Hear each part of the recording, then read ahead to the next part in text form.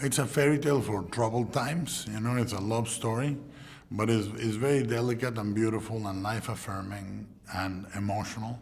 It's a very romantic movie, and it's surprising how emotional it gets.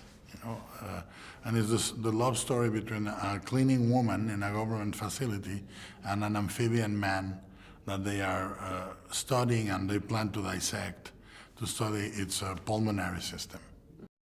Well, it's America in '62, which is right before America, the American dream. You know, it's post-war, post-economic collapse, and America is literally at the peak of prosperity.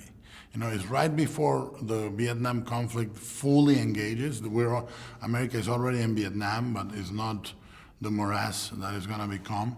And is the moment when Camelot is alive in the American imagination. A few months after the movie, you know, Kennedy will get shot and the American dream collapses.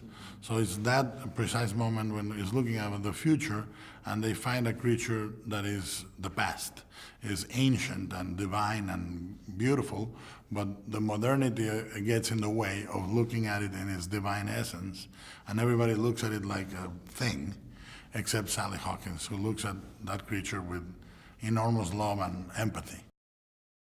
Well, the idea is, can we take a format, like in Pan's Labyrinth, the traditional fairy tale, can we take a format and twist it? You know, can we make changes and make it interesting for now? And the idea for me is to make a very political fairy tale now, and to say, okay, the guy that would have been the hero in 1950 is the villain here. And the image of the monster carrying the girl that in the 1950s would have been an image of horror is here an image of redemption and love. And it's a beautiful image to go out on, you know.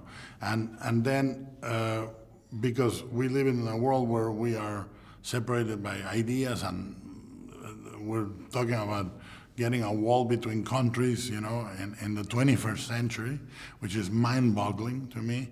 You know, I think it's about coming together, you know. Me neither. I wrote it for Sally, Michael Shannon, and Octavia. I wrote the roles specific for them, and they said yes, all of them. So it was very fortunate. You have Michael Shannon is intelligent and empathic, even if he is a monster.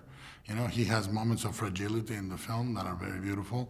Octavia is Octavia. She's like the most human, intelligent, emotional, alive performer. And Sally has an essence of great purity and beauty, all of her own, you know. It's like she has not an innocence, but a purity, and she can look at this creature with great love and belief. And she's almost like a silent comedian, because she has no dialogue in the movie, no lines spoken. She speaks sign language, and she's incredibly demonstrative and emotional through her eyes. I think to me, is one of my two favorites that I've done. I think right now it's my favorite I've done. It was a horrible, horrible, horrible shoot. It was incredibly difficult.